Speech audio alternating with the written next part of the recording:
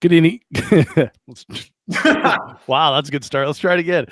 Good evening, everyone. This is Dave Hartman, your host, and this is the Three Gun Show. And with me tonight is Adam Reiser. Adam, welcome to the show, my friend. Hey, thanks, buddy. Adam and I are here to talk about post-match self-assessment and how you can use that assessment to guide your practice for your next match. And I'm pumped, Adam, to have you back on the show. Every time you come on the show, you really bring the funk and the knowledge. So thanks for being here, man. And let's do this. Let's party, man. I've got a couple listener questions here to go with it as well. So we got a full evening ahead of us. Awesome. Well, I have coffee on one side of the computer and beer on the other side. So I got the ramp up and the ramp down. Yes. All right. Well, so drink beer until you start to slur and then have a little coffee. Do my best. Yeah. So Adam, it's been a while since we've chatted on the show. We've talked a little bit off the air, but what have you been up to, man? What's going on in your world? A whole lot of the same, pretty much. A lot of shooting matches, a lot of climbing. Found some more time to kind of focus on climbing lately, so I've been doing a whole ton of that. Not as much practice, but still getting out to a good handful of majors. Went down and helped out with the handgun mastery class down at TPC, which is pretty sweet. That's their like big giant group class. It's like a 5-day pistol class. That's really a whole lot of fun. Done a couple of those and shooting stuff and climbing stuff. Pretty standard.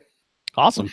Well, 5-day pistol mastery or handgun mastery, that's a lot of shooting 5 days straight, and all of it on the range, all of it concentrating on pistol technique. How do the students take that? Everybody's pretty stoked on it. The last one was interesting. We actually had to call an audible because the weather got so bad on us one day that just going outside is just going to be a terrible idea. And so we actually basically had a dry fire day. It had a little bit of classroom time. I talked about match management, pretty much the same talk that I gave on the show here. And that was actually really interesting to have dry fire in a class. But the class is really cool. It starts off with, a lot of very fundamental stuff. Just grip, stance, trigger control. It goes into acceptable sight pictures. There's a lot of things along stage breakdown, stuff on those lines. And then at the end of it, the last day is actually basically shooting a little mini match with the instructors, kind of like guiding your walkthroughs and sort of your management, between stages and things like that. So it's a really cool class. And it's about, man, I think it was like 60 or something people. And wow, like the instructor ratio was still like 3-to-1. So we basically like, it's a, calling all the cars level instructor participation down there. We get as many people down as we possibly can. So it's so you got a lot of people working with a lot of students. Nice. What's the round count for a 5-day class like that? I think it was about 3,000 rounds, something like that. It was a grip of shooting. It's a lot of rounds. Really baller Phoenix Trinity spiky grips. Every one of those dudes had their grips completely covered in athletic tape by the end of the class. So those work to fix problems apparently, but not when you're shooting for 5 days in a row. Yeah, not so big of a deal at a couple hundred rounds at a match, but for 3,000 rounds over 5 days that were on you. I mean, even my hands were bloody with just a little bit of work that Aaron did to mine. So it was. If you're not used to your grips, you don't shoot a lot. It'll tear you up. I love it. So your major match schedule. So I know you shot Superstition. We talked after that one. What other matches have you shot this year? I just shot the UML Championships, which was Pete's match down there where he did the USSL Grand Nationals and the UML Championships in one go. I actually only shot the UML match because I was unemployed when I signed up, and I figured like dropping $500 a match fee was a really good idea at that time. And then coming up, not this weekend, but next weekend, I'm going up to Idaho for the, I think it's the High Desert Championship, I believe is what it's called. Mm-hmm. And oh man, what else I got going on? I've kind of had my head in the sand lately. But yeah, there's a few more matches on the schedule, but that's the next one coming up is High Desert Championship. Got it. So our topic tonight is post-match self-assessment. So we're going to be taking things that you learned from your last match, which is the UML. What did he call it? UML Nationals? UML Championship. Champion. Okay, UML Championship, and then putting that into action for your practice for the High Desert Championship. Now, there are people following along on the YouTube right now. So if you're watching and you have any questions or you just want to say hi to Adam, feel free to drop a comment on YouTube. And if you have a good question, we will answer it at an appropriate time. So you want to start with the audience questions that we got on Facebook, or do you want to start with post-match self-assessment here? I think probably close it out with the Facebook questions, given the nature of those guys. Cool. And we got a couple really good ones here too. So I'm excited to throw those at you. So, all right, man. Let's hear it. So, all of us take video at matches, right? Yep. Every now and then I'll look at my video after a match, and a lot of times I like what I see. A lot of times I don't like what I see, but maybe everyone doesn't know what we do with that video and how we work to change ourselves in the future for the better. So what's some advice from your experience? Yeah. So video, I would say, is a very large portion of what I use to inform practice. And essentially practice is, just like your work is, you're trading your time for money. That's all you're doing at work. You can be as sentimental about it as you want, but that's what it is. And practice is trading time at the range for lower stage times in a match. That is the point of practice. So what I'm looking for is my biggest return on investment when it comes to practice time. So I want to be able to put in the amount of time that I have to spend on the range, because that time is pretty much fixed. There is a certain amount of time I can get to the range, which is significantly less than most people would think. If I get in a live fire session once every other week, I'm kind of doing good. So it's really important that I spend my time there getting the most out of it. So what I'm looking for in my overall match analysis, and in video in particular, is I want to see what is costing me the most time in a given circumstance, or the most time overall in the match. So I'm looking for trends is a really big thing. So for example, a couple years ago, I noticed I would enter positions, like aggressive position entries, and then almost always have a couple of pickup shots somewhere in that array. And so I was watching the video and it's like, oh man, I got a couple pickup shots there. Going to that next array, I got to pick up shots there. Going to the next stage, oh man, I got a couple pickup shots there too. And I couldn't figure out what was going on. And because the guy that was filming me was good enough to get me from my head to my feet, which is what you want, I started noticing that I came into positions really hot and the momentum would kind of carry me up. So I'd end up in a very stood up position as opposed to my regular shooting stance. And I would almost always end up with one of my heels off the ground. You could see daylight underneath it, where I was like kind of planted in one foot, but not really the other one. Because in the back of your mind, you're like, I'm going to have to leave this position and I need to stay in an athletic stance. So I spent a good handful of practice sessions basically just like running from one position to another and, shooting a couple pieces of steel from a planted position, leaving, planting in the next one. And I'd film my practice and make sure that I'm doing it the way that I want to do it. So looking for things like that, looking for trends. And one of the things that people get really hung up on is there's things that seem like they're really important that aren't, and there's things that you don't necessarily think are important that are. And it's really important to be able to understand the difference between those two. So like draws, for example, if I could have a 1-5 draw that had a perfect grip every single time, but I was never allowed to draw faster than that, I'd be totally fine with it. Like, you're not going to especially in 3-gun. Yeah, especially in 3-gun. I mean, the draw is such a very small portion of that stage, but everybody goes and works on their draws. I can't even remember the last time I worked on my draw, and I probably have about a 1-2 to 1-5 draw in a match, to a hard target, and I can put down a 0.7 or something on some right in your face paper if I have to, but my grip is such a joke that I never actually do that in a match. So looking for stuff that costs you a lot of time, and really understanding the difference between the stuff that costs time and doesn't cost time. So I think in most kind of mid to high level shooters, It is position entries and exits, and target to target transitions. So one thing I look at for video is when I come into a position and there's a bunch of open-ish paper, do my splits and my transitions sound the same? So if I come in and there's 3 targets there, does it sound like pop, pop, pop, pop, pop, pop, or does it sound like pop, pop, pop, pop, pop, pop? And I want the second one. I want the transitions from target to target to be as aggressive as I possibly can. So that's one thing I look for a lot. Is when I'm not shooting a whole lot, that starts to fall off and I start splitting faster and transitioning slower. Yeah, and that's something a lot of people refer to as shooting cadence, right? So it's fast transitions, but it's also managing the speed of your shots, so you're not just like squirting 2 bullets at with one side picture and then moving to the next target. Yep, for sure.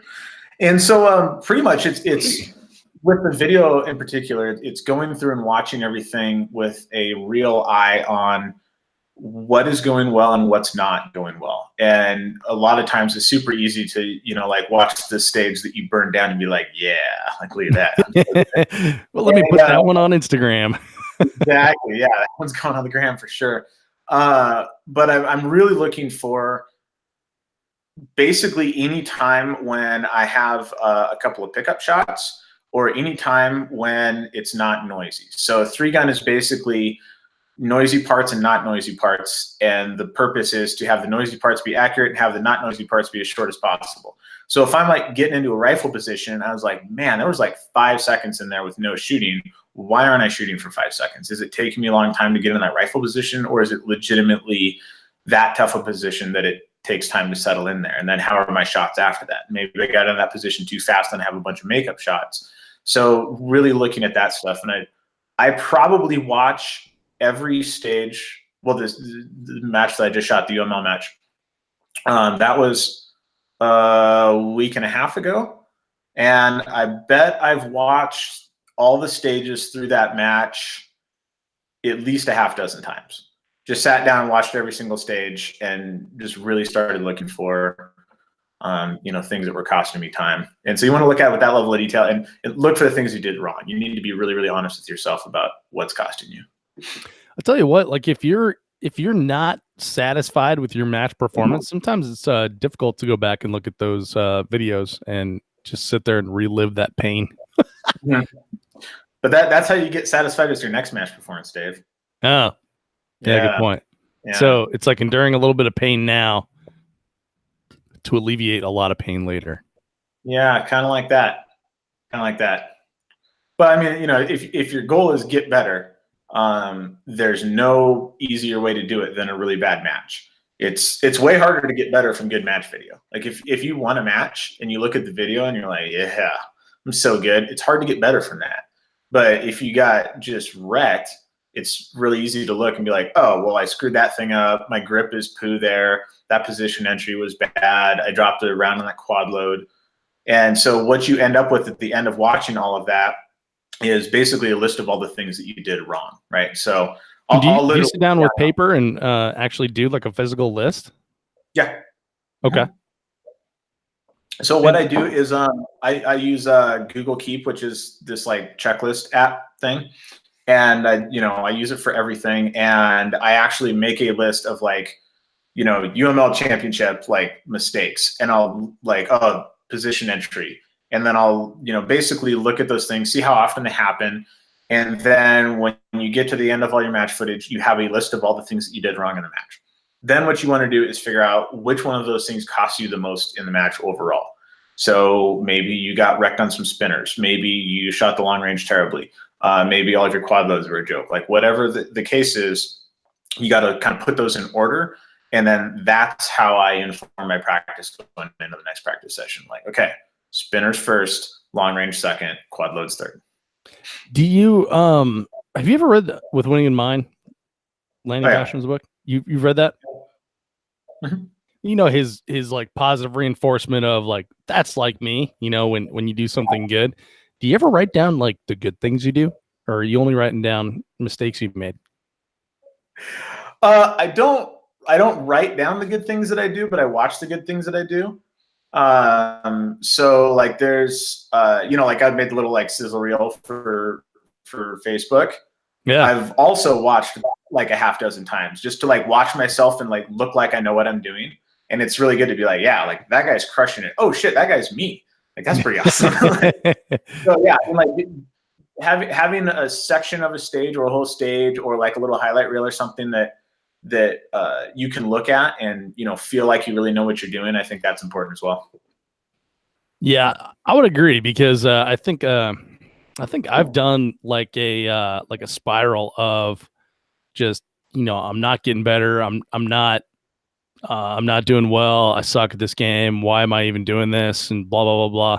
And I think it's unhealthy, and you like kind of get down that path. And then if you look back at like one of those films from 2012 or something like that, you're like, oh yeah, I actually am much better than I used to be. Yeah. Well, I think one thing with that too is it's important to understand that in the time that we have been shooting 3-gun, the high end of 3-gun has gotten way better, and the average shooter has gotten way better because the access to information is there. People are taking classes. People are shooting gear that works. I mean, like right now, Adam could go to most of the matches that I shot 5 years ago and win by like 15%. Yeah, and like that's not a thing anymore. Like you can't just like roll up to a match out of practice and just like just win. I tell you what, man, I was watching Hot Shots on YouTube. Yeah. Remember that? And it was season 2. Scott Green told me to watch it, and he told me specifically to pay attention to Max Michel's footwork. But I kind of like the story, and it was kind of interesting seeing Lena Michelle shooting her first match and then shooting her first shotgun match, and then now she's like in the same episode she's a world champion. It was really interesting. But one thing I noticed in like watching Clint Upchurch, who when I started shooting, like Clint was like one of those dudes where you're like, oh shit, Clint shoot, and I remember watching him on 3-Gun Nation, stuff like that. But like watching the stages, I thought, wow, these stages are much simpler than the shit we shoot now. And Clint seems to be going a lot slower than I thought he would have been. So I think you made a really good point there that like we as a sport have like raised our sport much higher than it was even just a couple of years ago. Oh yeah, definitely.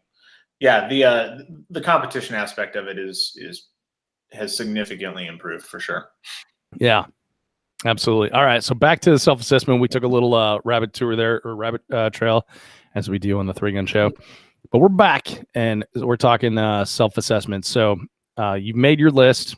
You maybe made that sizzle reel for Facebook that you can show your mom and your wife and stuff like that. What are you doing now? My wife doesn't give a shit. Yeah, I'm sure there's a lot of people that can relate. All right, so what do we do now, man? Well, what do we do now with the list of I guess things that we would like to improve? Yeah. So the first thing that I'm going to look at before I even get to any of the techniques is gear. If I have any gear issues at a match, that's priority number one, because there comes a certain point where gear starts holding you back, and the most important thing is just having stuff that runs, right? Like I'll take stuff that goes bang every single time over something that has a slightly lighter trigger and whatever you want on it. But if I have any gear issues, that's like priority one when I get home. Start figuring that out, calling people on the way home, trying to diagnose what's going on. If you're really lucky, your match footage will actually like show what's going on. Is if I have a malfunction in practice, these days I don't actually like work through it in practice. If I have a malfunction, I'll stop and look at it and make sure that it's what I think it is, and then figure out how to like fix that mechanically. But if I have a malfunction in a match, obviously all that stuff happens in a split second, and you fix it and you go on, and you might not necessarily know what the heck happened. So it's really important to find out what did happen, so it doesn't start biting you a little bit later on. So for example, at Safari Land or Surefire last year, I had a squib on one of the night stages, which was a pretty serious bummer to like clear squib, or sorry, not squib, case head separation on my rifle. And so I'm like, trying to clear that in the dark, which obviously didn't work out very well. So I ended up with like a 12% stage as a result of that. And I got home, basically quarantined that entire batch of ammo, and then started changing reloading procedures to, I'm not entirely sure what caused case head separation, but my guess is there was some sort of a crack in a case because I'm just shooting range brass. And, I needed to do something about that. So I quarantined that whole batch of ammo, rechecked everything, and then changed my reloading procedures to make sure that something like that didn't happen again. So like that was priority one. I mean, you're not going to win a match with a 12% stage.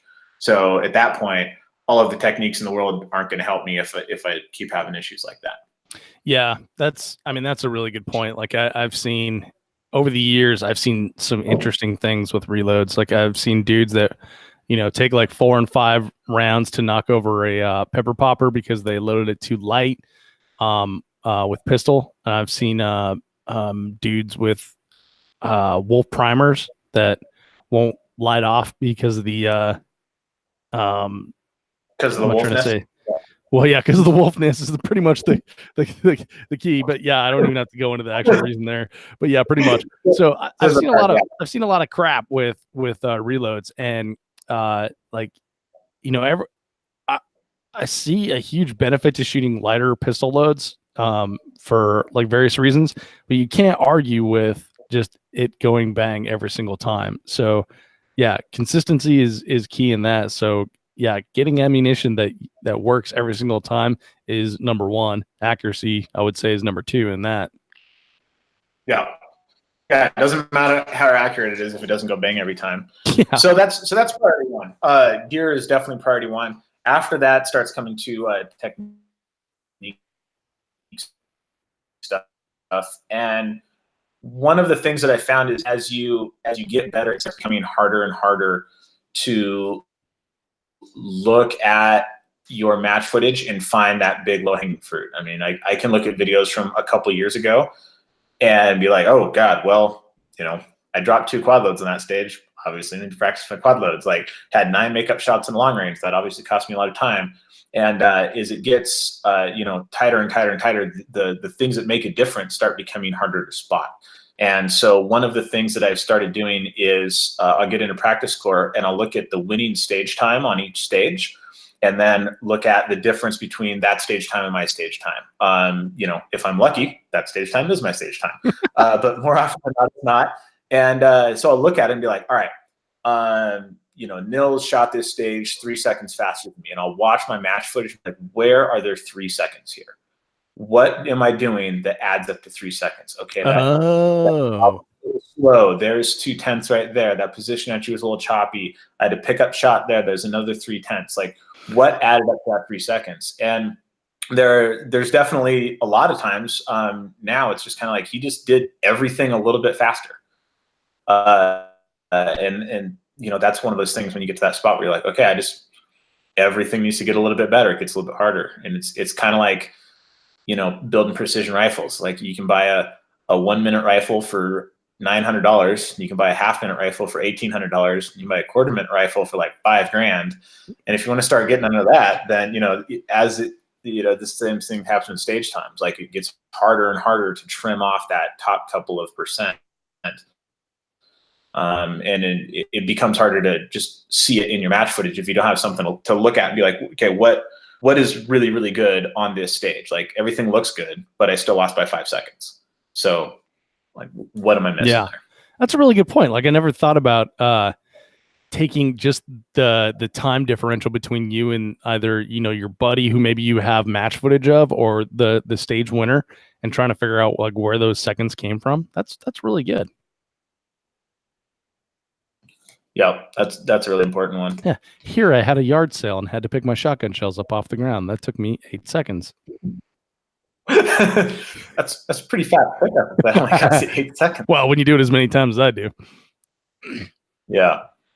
Yeah. And so I'm looking at all of this with that eye on like return on investment, right? So the easiest thing to change a lot of times is just match prep. So sometimes you run into a situation where did I forget a stage plan? Okay, well, maybe I need to come up with a better system for, programming a stage. Was I loading mags before this stage? and I shot like crap because I was all flustered. Or maybe you need to load mags the night before. You need to change your match prep a little bit, because that's essentially free. That's just constructive use of your time. You don't really need time on the range for that. So that's something that I look to like pretty early on. As is there anything that I can do in terms of homework, either at home or the night before the match, to help me out a little bit? Yeah. So 2 things. One, Josh Smith says post-match analysis is easier when you were hot garbage all over the Texas Star and Polish plate rack like me. It is.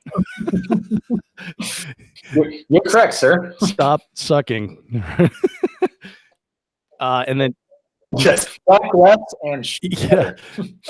2, my pal Wade, years ago, we were talking. I think we were talking about obstacle racing in the plan, prepare, perform context, and I like to use that with 3-gun as well, like major match. It's like planning is like, okay, this is like basically everything that we covered in the last podcast that we did together, like logistics of planning out your match, making sure that you have all the things that you're going to bring, all the where the hotel is and stuff like that. And then preparing is like, the night before the match is like, are your mags stuffed? Do you, if it's an all pistol stage, why do you have shotgun shell caddies on your belt, when you show up to the range, that kind of stuff. That's like all in the preparing part. And then once that buzzer goes, then you can do the perform part of it. But the preparing, it gets tough when they all start the same, but the preparing, you can do that weeks before the match. You can do the night before the match. You can do it just, an hour before the match. You can do it right before the stage.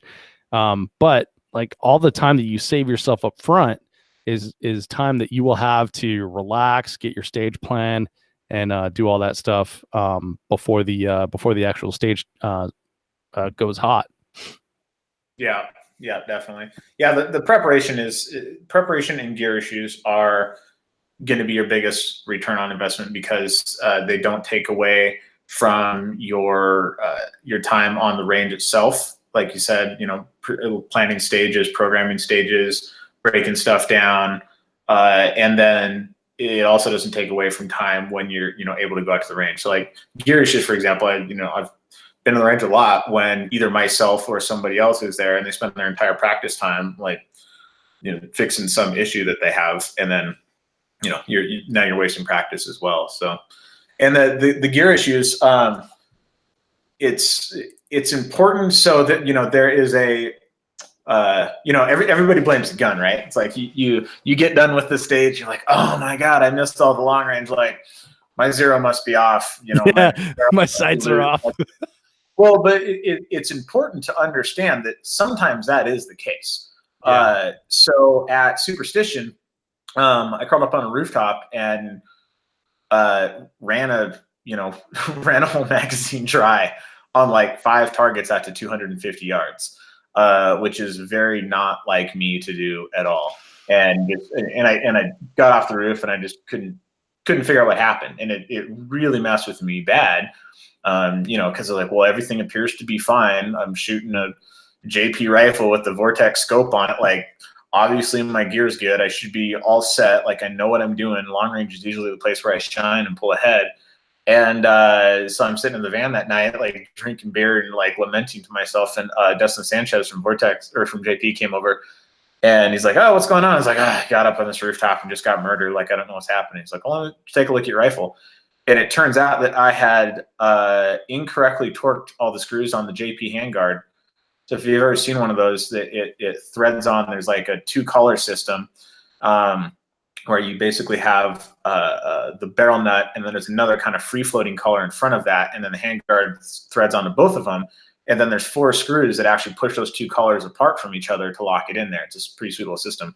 But if some dumbass like me puts it together and isn't paying attention, and you over tighten 2 of the screws relative to the other 2, it'll change where your handguard is relative to your barrel.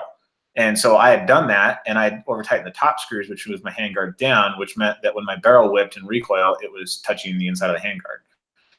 So that was one of those things where it's like I could have just blown it off as I'm a terrible shooter and it wasn't my day. But then that just would have come out and bit me again later, and I would have had to, figure it out at some other time. I had another match, just like a, little local match out here where I got wrecked on all the long range. And what had happened was I was working on one of my uppers, and because I have a 14.5 and an 18, and I couldn't remember what it was.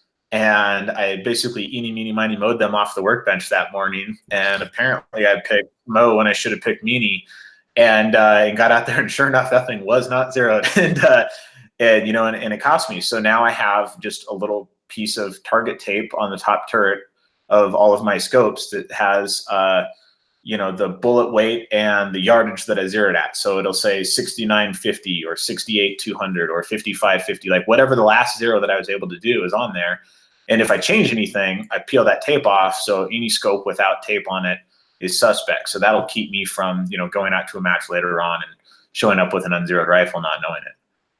Dude, that's smart. I'm going to start using that.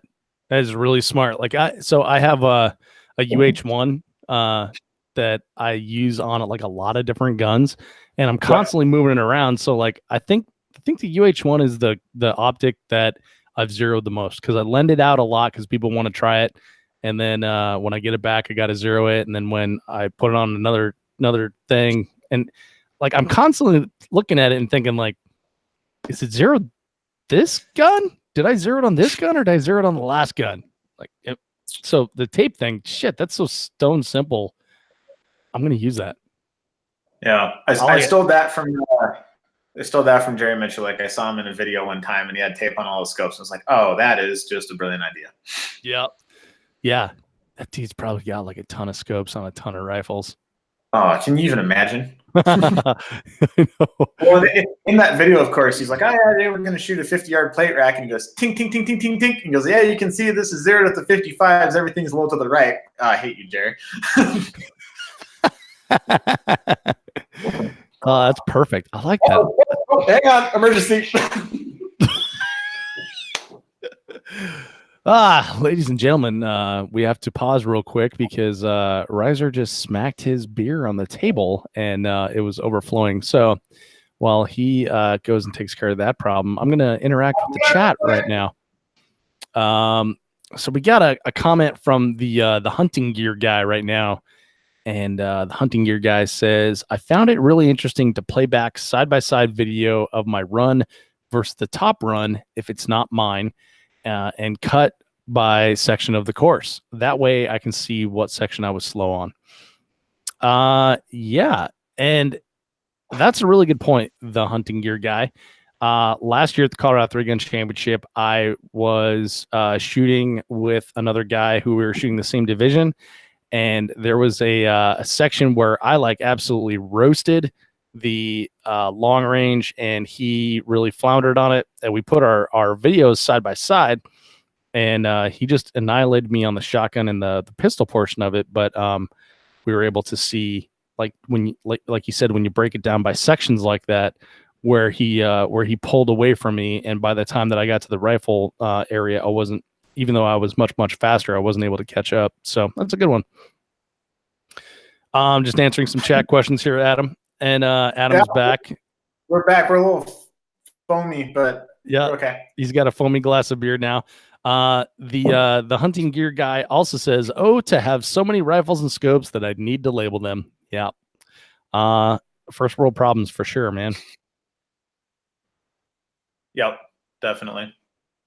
All right, where were we at before we were talking about preparing, and you were talking about picking off low-hanging fruit, and then you told the story about your scope not being zeroed when you went out to a practice. Yeah. Yep. Oh, yeah, and so that was the gear thing. Oh, so if you don't mind, I have a comment on gear. So there's 2 times when I've been really, really, really confident that my sights were off, and that was when I was a really new shooter. And that was last week. Like all the times in the middle, I was aware that like my skill was not good enough for my sights to be off. But now for some reason I've got in my head like, oh no, it can't be me. So I'm kind of dealing with that sort of mindset shift right now. It's like, oh no, let's instead of looking at the gear, let's look back at Dave and see what's going on here. So do you think you were right when you were a really new shooter as well? No. Again, I was confident that the sights were wrong or the sights were off, but it was definitely me as a shooter. And then once I learned that, and then, over let's see, that was like 2008. So over like the last 11 years, I've gained enough confidence to now think like, oh no, I can't be wrong. And so now I need to, reset back to the stasis of let's work on the soft things before we check out the gear. So yeah, for sure. Yeah, the last gear thing that just popped into my head was so one of the things that I kind of try to keep track of as I'm shooting the match is basically like how I'm feeling. Like, do my stages start to suffer late in the afternoon? What have I been eating that day? Like, is there a reason they're not suffering? Like, should I throw some coffee in at 3 o'clock to stay awake? Things along those lines. And it's not a really like, I'm just sort of like keeping that in the back of my mind while I'm thinking over how the match went. And one of the things that I noticed was when I was making ready, I would start getting really like squinty on stages towards the end of the days. Like my eyes would be getting really tired. And then I had a few stages recently at an indoor match where I was having trouble pulling focus to my front sight when I needed to. And just like that physical, like focal depth change. And so, a gear thing, I just went to the optometrist for the first time since I was like 12 and got my eyes checked at. And he's like, oh yeah, you have like pretty shitty vision in your right eye. I'm like, really? Because that's the eye that I use for shooting. So it makes me feel pretty good about what I've done so far. But yeah, so I'm getting custom prescription shooting glasses and stuff made, and so that's been a kind of an adventure. But yeah, that's something that I didn't really think about forever, right? I was like, oh well, it's just kind of hard to see the sights, and like things far away are like just kind of fuzzy. That's just how they are.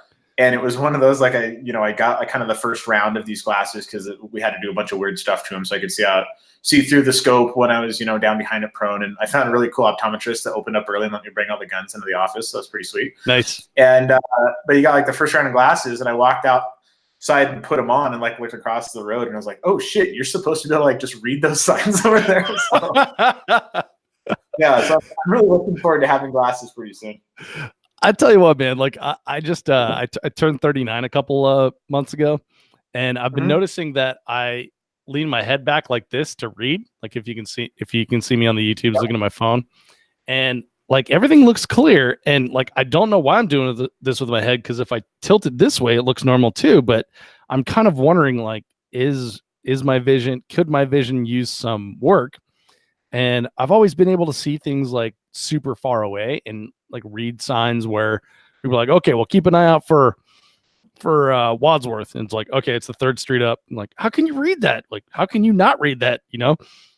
So I've always been like pretty decent vision. And it's one of those things, like, if this is your reality, like, how do you know it's time to get shit fixed, Yeah.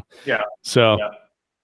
So I don't know. I'm kind of at that point now where it's like I might be a little bit scared to go to the optometrist and check it out, because what if there is a problem? Because now we got to deal with stuff. That's more problems. Yeah, it is more problems. And I decided to go with glasses for a few reasons, but like the first round didn't fit. Apparently, I've also lost. It's called accommodation, which is your ability to pull focus when you're looking through some kind of corrective lens. So when I got my glasses, like, oh, these are awesome. And then I like went into the backyard with the pistol and put the glasses on. It's like, everything is so crisp. And I held the gun up. I was like, I can't see the gun. Shit. like this big old black blob with kind of some red in it. I was like, well, that's not going to work. And so I had to go back and like get a second round done. And yeah, so it's been like a serious process. And, I didn't have them in time for UML. I'm not going to have them in time for Idaho. But when I do have them, it's going to have been worth, what I went through. So it'd be nice. Good to know. Then it's game on. Look out, world. I think that falls between gear and you. It's fixing both. Yeah. Yeah, it's fixing you with gear. Yeah, exactly. So I think the next thing to really look at in your kind of match analysis is practice score, and practice score can be a fantastic or fantastically terrible tool to use for match analysis, depending on.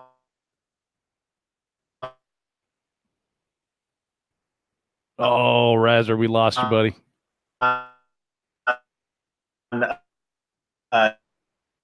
Adam, we lost you, man.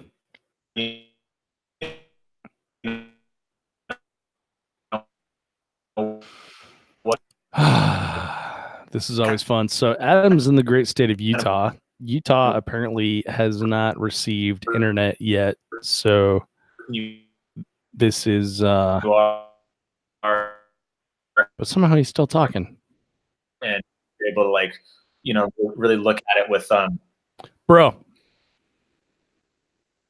Video back. Hang on. I'm getting text from Dave now. Oh.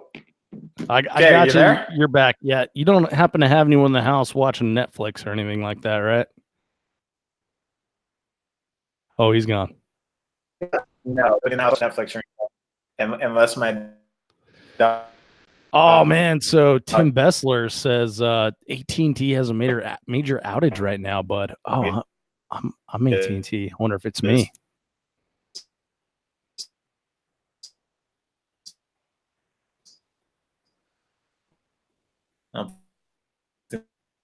That's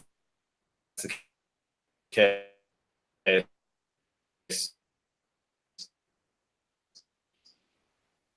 Oh hell. Okay, everybody. This might be a short one. This might be a part 2. We might have to pause, regenerate, and come back. We will see shortly. Adam, you're back now. All right. How's that? Much better. Woohoo! Go team. All right. The good old turn it off, turn it back on again worked. This is what IT professionals everywhere have been shouting at the screen. So we heard nothing of what you were just about to say. I mean, you went on like a nice little talk there, but we heard absolutely none of it. So start over. Okay.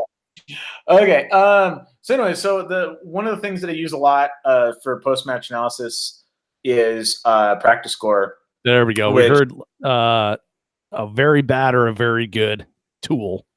Yeah, exactly. So if you use practice score right, it can be super helpful. If you use it wrong, you can just drive yourself crazy or make you think that you're a way better or way worse shooter than you actually are. So you can also what if yourself to death. You know, yes, you can definitely what if yourself to death. The what if game is brutal to play. What if we had a tornado and it took out only stage 7? I would have jumped 7 spots in the match. If only stage 6 and 8 were gone. So one of the things that I look for is, like I said, I look at the winning stage time for each stage and then watch my match footage and see what kind of time I can pull out of that. And an important thing to understand there is you don't need to win any stages to win a match. And it's a really important thing to kind of internalize because people will go for stage wins and it's a really easy way to lose a match. There's I can't remember who did it. I think it was Jesse Tischhauser who did this, but so he went into practice score for all of the 3-Gun Nation Nationals a handful of years ago and just picked a random person and gave all of their stages an 85%. And regardless of what nationals you went to, that put you in the top 3. If you just shot 85% stages across the board, put you in the top 3 every single time. And so I don't know if this would still hold up today because, you know, there's a lot of people putting down, you know, in the 90s on everything. But, you know, it's that pretty much stacks up to what I've seen, right? Like you don't really need to win anything. What you really need to do is not have any really, really bad stages. So when you start looking one of the things that came out from discovering that Kyle Soul had been cheating and editing his scores and practice score for years was that he gave himself a stage win in Wyoming over Daniel Horner and then still ended in the exact same spot he would have if he hadn't cheated. Yeah, exactly. So So that's one of the things for practice score I use is to figure out what the winning stage times are on these stages, and it's not to be like, oh, I need to be this fast. It's to understand what is the level at the very, very top end. Like, am I missing something? Is there something there that I'm not getting? One of the things that I like to do is I'll change it over to total time scoring and just look what that would have done, and because generally what that means is if you change for a match where all the stages are 100 points, if you change practice score to total time scoring and you go up, that means you're doing better at the long stages relative to the short stages. If you go down, Right. it means exactly the opposite. So, and the crazy thing is that UML match, to give you an example of how close things are getting these days, I changed it over to total time scoring, and the raw score for Jeremy Reed, who came in second, myself, who came in third, and Josh Wakamatsu, who came in fourth, we were all within the same second after 722 seconds of shooting. We were 0.59 seconds apart after 3 days. And the only real difference is Jeremy shot slightly less penalties than I shot, who shot slightly less penalties than Josh shot. Like, that was it. That's crazy. But we were 0.59 between the three of us. So that shows you, like, when you get to a certain part, like, jumping up a spot starts getting really, really, really hard. And then, of course, there is everybody's favorite game, the what if game. So Practice Score Competitor app has this beautiful feature where you can edit your own scores in the app after the fact and see what would have happened had you have just not shot that penalty, or just shot that long range about 5 seconds faster, or not had that procedural, or whatever the case may be.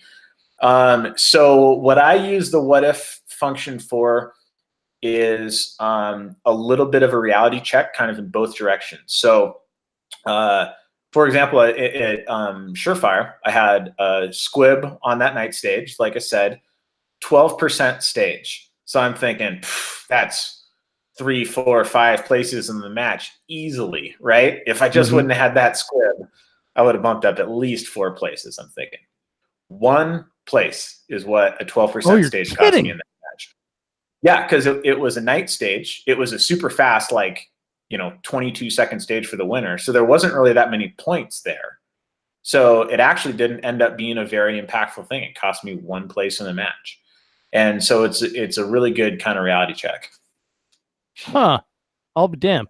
Yeah, one of the things that I've used the what if for, and we should caution people before you use the what if function on the Practice Score Competitor app. By the way, buy the Competitor app because it's super useful. But before you use the Competitor app, like, be prepared to be upset with yourself, and then just kind of like take this as like a learning opportunity instead of like stewing on it. But I've had like massive malfunctions or errors where, like, I've dropped shells, or like shotgun just completely went down, and then I've went back onto my video and seen, like, how long did that malfunction take to clear, how long did it take to ditch those shells and get new shells in there, and then edit that out of it, and then that will sometimes bump you up a couple spots. But it's that low-hanging fruit that you're talking about. Once you get that low-hanging fruit out of your stage time, you can kind of see where you'd be if you hadn't done that. Yeah. And so one of the important things to do is you really need to understand at a very, very basic level that those things that, what if those things didn't happen? Well, those things did happen. And it's really important to internalize that, because a lot of people are like, oh, I'm a way better shooter. If I hadn't have shot 9 misses on that thing and plugged that no shoot, not spun that spinner, and then dropped those shells, I would have been in 8th place instead of 22nd. Like, I'm a way better shooter than this. But you did do all of those things. Like, that's what happened. And so it's just like that squib. Oh yeah, well, if I wouldn't have gotten that squib, then I would have been in this place instead of this place. But it did happen, and it was my fault. It's like, oh, well, that, who cares? Or is it, K-set separation? Like, well, that's not your fault. Yeah, it is my fault. I loaded that ammo. That's my fault. Yeah. It's like really understanding that all of the things that did happen in the match, that's part of the match. And so the other important thing is to understand that those things also happen to other people. So what I also like to do is go in and find the people just underneath me that are kind of like in that peer group that I just squeaked ahead of. And I go in and I do the what if on theirs. And I'm like, all right, did I actually shoot better than this person, or did I just get lucky because, you know, one of their stage times has 20 extra seconds on it because they had a bunch of penalties or they had a bunch of misses or, you know, whatever the heck happened, and really kind of do a gut check and see, was I that good or did circumstances fall my way?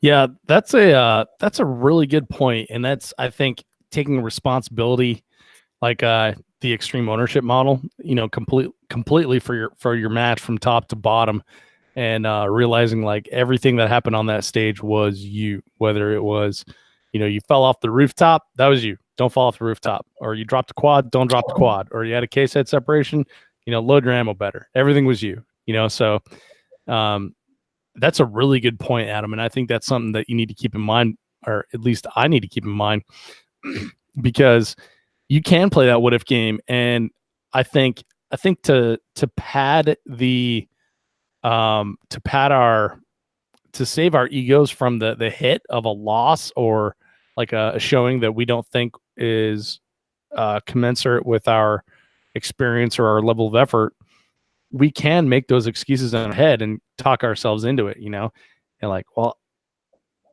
usually I shoot better, so let's just imagine if I shot better on this, and then, you know, you can kind of smooth it over and make yourself feel better. It's like you know, getting ice cream after getting a shot at the doctor. Yeah. Yeah, it's pretty easy. You know, I mean, if you go in there and you start poking enough buttons, you can make yourself beat whoever you want. So Yeah. the thing that I really caution about when playing the what if game is getting to like really realistic things that what you're looking for is how well did I shoot? Because the shooting part is, you know, only one part of what's going on here. Like all your equipment has to run, you have to do all of the movement and everything else. So I'm looking to occasionally trim out like, okay, if I didn't have that malfunction, I'm going to go fix that. Now, if I would have fixed that before this match, would have it actually made a difference? And sometimes it does, and sometimes it doesn't.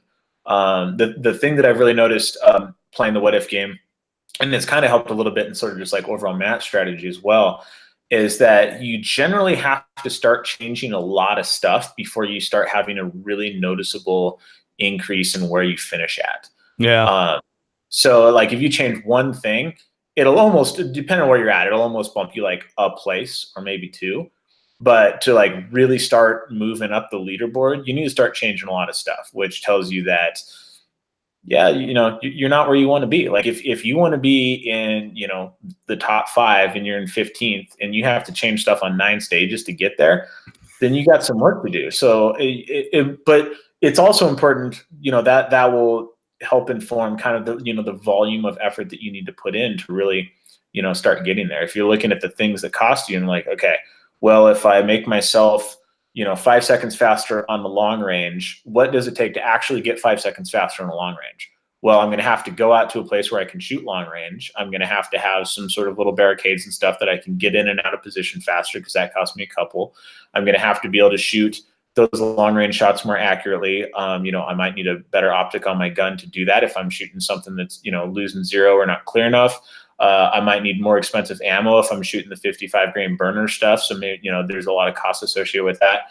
And then I actually have to go to the range and put in that level of time to go 1 for 1 out to, you know, 460 yards or whatever it was at UML. That's, you know, quite an expense, both financially and time wise, to be 5 seconds faster on a long range. So it's important when you're playing the what if game to pick things that you can actually change. You know, it's like, oh, well, what if I didn't drop that quad load? Oh, sweet. Well, I can go to my base and practice quad loads and get better at that and take 2.5 seconds off my stage time, basically for free. So that's, you know, and a really important consideration is changing the things that you're actually willing to change in real life, and then seeing kind of the impact that they have. And that helps with that big picture, you know, kind of cost benefit analysis that you have. Like, okay, well, if I have 3 hours of range time, you know, per month, then what do I need to work on in those 3 hours? And so you can kind of go in there and like, all right, well, if I speed up all of my target transitions by a tenth, and there's this many targets on there, like what does that do to my stage time? What does that do to my match performance? Yeah. Yeah, that's true. Okay.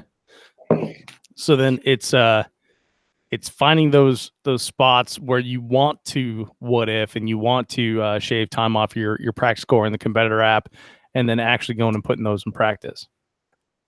Yeah, exactly. And that's the most important thing of all of this. And all of the knowledge in the world isn't going to do you any good if you don't actually go and practice it and work on those things, right? And it's I'm running into that a bit lately where I have a very different job than I did a year ago. My job last year, I was on the range a couple days a week, and I didn't necessarily always get to shoot, but I was always there. So there's always opportunity to like pull out the pistol, put a few rounds down range, chrono some stuff, fix a little problem, like whatever. I was on the range a lot. And now I have a job where if I make it to the range once a month, like I'm doing pretty good. So that time crunch has gotten a lot tighter, and it's making the time to actually make that happen, and then getting the most out of that time when you go out. Yeah. So then how do you plan your training sessions for success?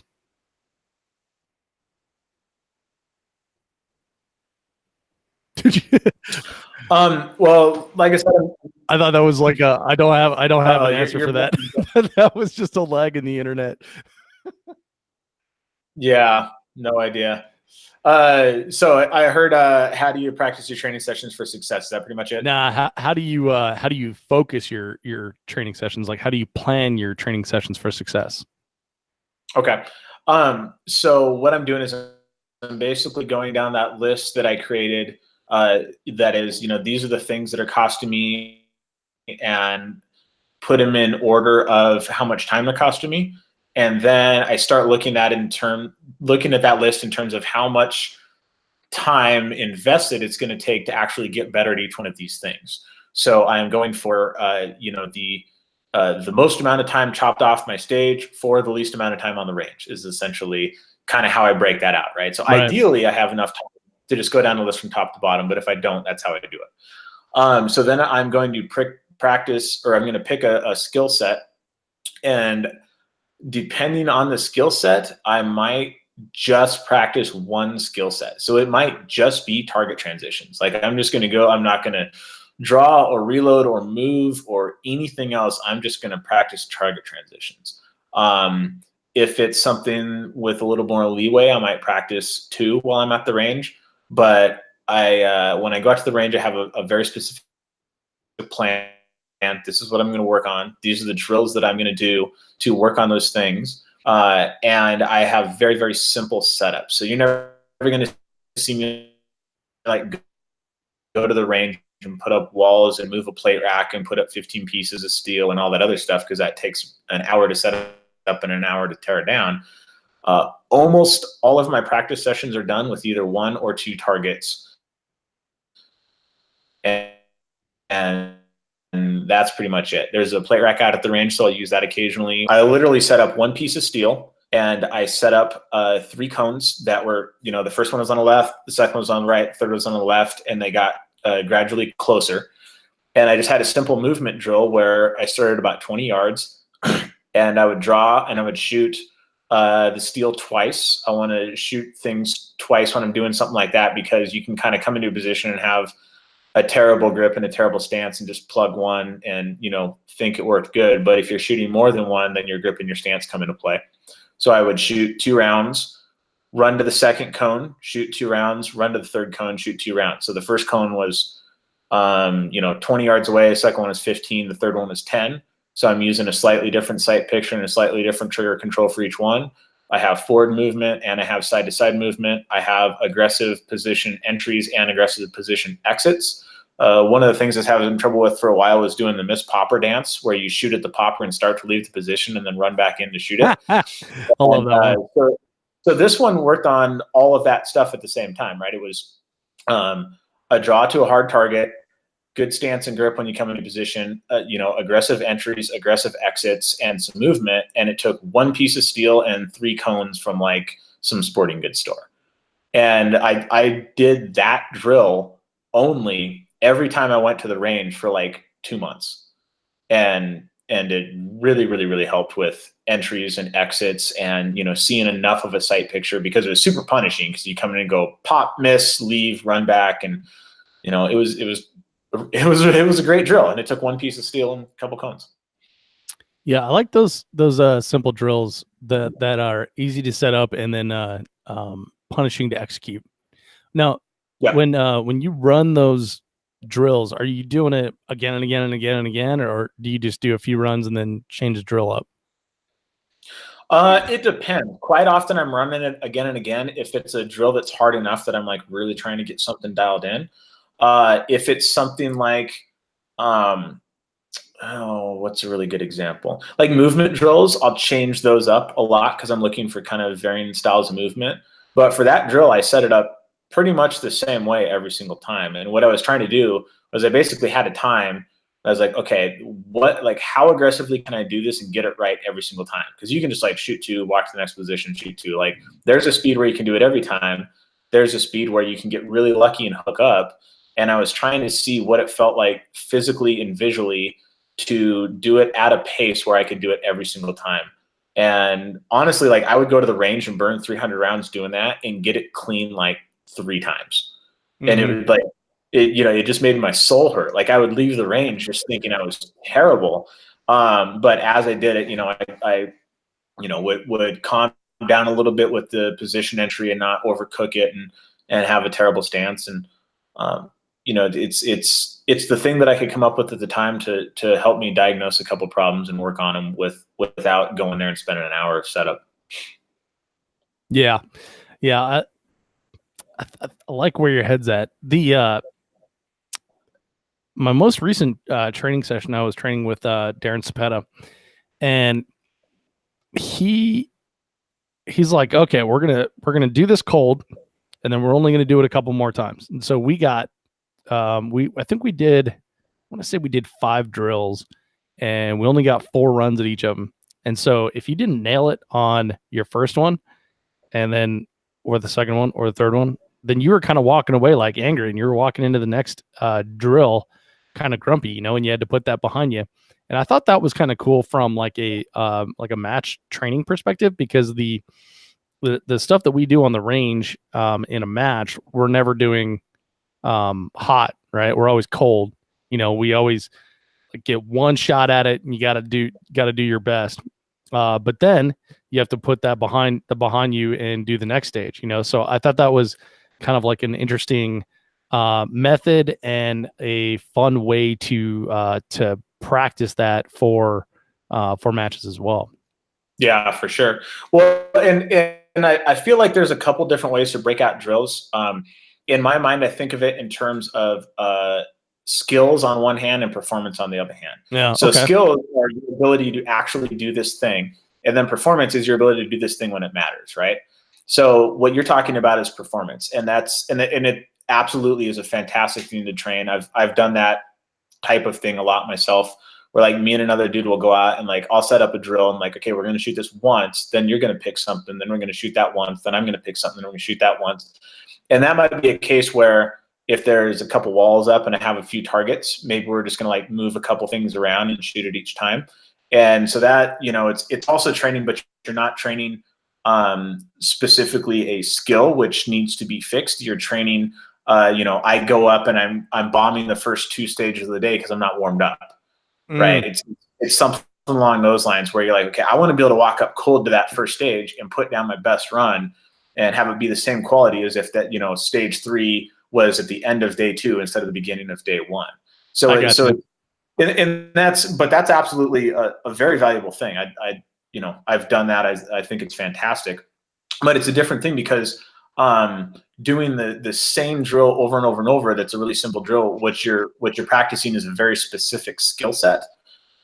So like, let's say your draw is terrible and you're just getting a bad grip out of the draw. I would stand there and maybe shoot doubles on a 20-yard piece of seal, just like a draw and shoot 2 or 3 rounds where I need that recoil control. I need all that stuff that's going to be super obvious if I get a bad grip. I'm going to do a couple 100 rounds of that. If I'm looking at a more general, like, okay, all of my skills are there, but I just kind of need a little bit of, like match performance love, then that's where something like you're talking about starts coming in. But in my mind, they're kind of different things, and that comes down to, all of that evaluation that we're talking about. Like, what's costing you the most? Well, are you losing a place because your first 2 stages of the day are 60% stages, and then everything else is in the 80s? If that's the case, then for sure, something like that is fantastic. Man, that's a really good point. Skills versus performance, and then breaking down your match performance to a level where it's like, okay, well, what time of day did I shoot that stage? Was that my first stage of the day, or was that my last stage of the day? Because one of the things you brought up earlier is nutrition and hydration. I found for a long time that like at club matches, I'd go shoot like a 4-stage club match, and I would bomb the 4th stage consistently for month after month after month. I would bomb the 4th stage in club matches, and it got to be like, oh, it's because I'm not eating, I'm not drinking, I've got like a massive case of what I call the F-its. Like, I just don't care about that last stage. And it's like, well, why don't you care about this last stage? Like, you cared about the other 3, And for me, it came down to nutrition and hydration. And so there's so many aspects of like your match performance, and I guess like time of day and like when those stages happen are a big portion of it as well. Yeah, for sure. And so that's the thing, is just like being aware enough, and that can be part of that practice court thing too. Like, when you bring up those stages and you start looking at them, look at the order that you shot those in. Yeah. Is your first stage always crap? Is your last stage always crap? Do you warm up and then cool off, and then figuring out how to address that? And what you're talking about is a fantastic way to do that, going out and doing like 1 or 2 runs on something and then moving on. That's a great way to be like, all right, like this first stage is the one that matters. And even more than that, one of the things that I've done with a lot of people, I have a bunch of dumb dollar bets. So the bet is $1 signed by the loser to the winner. And so I've got a couple hanging up in my basement. I got some friends that have theirs with my signature in their wallets. And one of the bets that I'll often do is, we'll go out and set up a drill or whatever. And I'm like, okay, but like my time on this drill should be X. Like, if I can push this time underneath whatever I think this should be, then I win. And if I can't, then you win. Or if it's somebody like right at my level, then it's just like whoever wins that thing. But it's like the first shots fired out of the gun, therefore simulating the first stage of the day. And because even when you're kind of mixing things up, and you're doing a stage a couple times, and you're changing it, and you're doing it a couple times, and then changing it, you still get warmed up as you go on, right? So your third one's always going to be better than your first one. Even if it's actually a slightly different array, or the walls are in different places or whatever, because you're kind of warmed up. So that first one's really hard though. And, learning how to go out and just sort of put down that performance on the first stage of the day it's tough. It's super tough. Yeah, it certainly is. All right, Adam, anything else we want to add to match assessment, and then putting that then into practice on the practice range? No, man, I think that's pretty much it.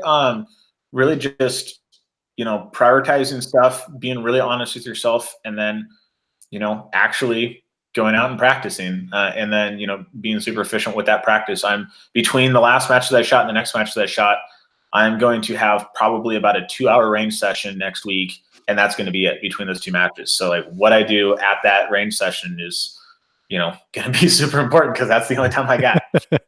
I understand. All right, man. We got about 10 minutes here, and we have 3 questions from the Facebooks here. All right. So first one, this is a really good one. So I hope you read this and were prepared for it. So don't screw this one up. This is from Bill Carmichael, and he says, when you and I talked at Rocky Mountain 3 Gun a few years ago, you talked about being frustrated in what you felt was the bottom of the pack of the fast guys. I've seen you grow exponentially since then. So my question is, what was the light bulb moment for you? Other than that heart-to-heart conversation with me, of course, a winky face. So that is a really, really good one, man. So I've definitely been there. So let's talk through that. Yeah. So shout out to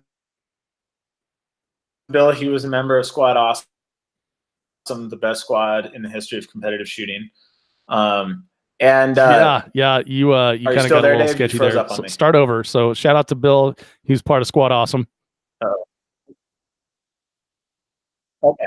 All right. Shout out to Bill. Squad Awesome. Anyways, man, I don't know if I feel like I'm there yet. I feel like sometimes I get done with the match and I shot to my potential, and sometimes I get done with the match and it was terrible. And every year since then has almost been a reset. So, you know, the spring after that match that Bill's talking about, I went to USPSA Multi-Gun Nationals and shot the worst match I've ever shot in my entire life. And then a couple months after that, I went back to Rocky Mountain and finished in the top 3, which, you know, at that point in time was pretty much like the highlight of my shooting. So it's, you know, it's been a real up and down, and a lot of it has had to do with just sort of mental focus. Like when you get to a certain point, all the people can kind of do all the things at about the same pace, and it's the ability to like manage yourself, you know, mentally through the match that really starts making a big difference. So like the rest of last year, I had a fantastic year, you know, finished out with a good finish at Hard as Hell, and then went into this season, shot Superstition, and you know, there's like a dozen people who know me who had very long conversations with me. They're like, oh man, I had a rough match with Superstition because I got it all up in my head again and had some very long talks to people. And then, you know, went back to, you know, the UML match, which I had a really good finish at. And I did that by very directly applying lessons from some of those talks that I had in terms of like how I manage myself mentally, you know, throughout the match. And the thing that I've really come up with is, well, I do. And so like Hard as Hell last year, I actually didn't know that match was that weekend. I thought it was a week later. And I was on the phone with Dustin from JP like the night before the match. And I was like, all right, like I was just signing off. I was like, all right, see you next week, man. He's like, no, dude, I'll see you tomorrow. Like, what are you talking about? I was like, no, dude, the match starts tomorrow.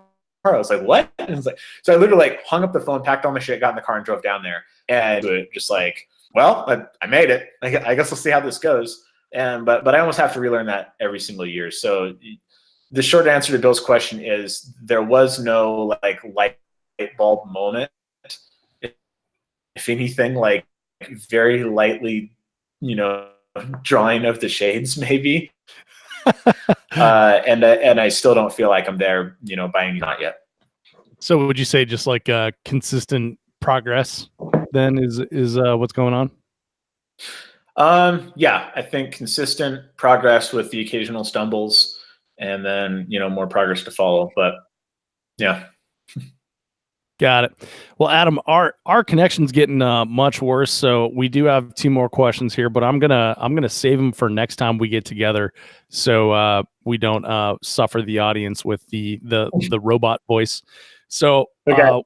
We're gonna sign off here. Adam, thank you for being a part of the show, man. Always such a wonderful time to have you on. I really do appreciate your perspective, and thank you for sharing your self-assessment and then putting that into practice with us here on the 3 Gun Show. Absolutely, man. Happy to be back. Thanks, Adam. We'll see you on the range soon, man.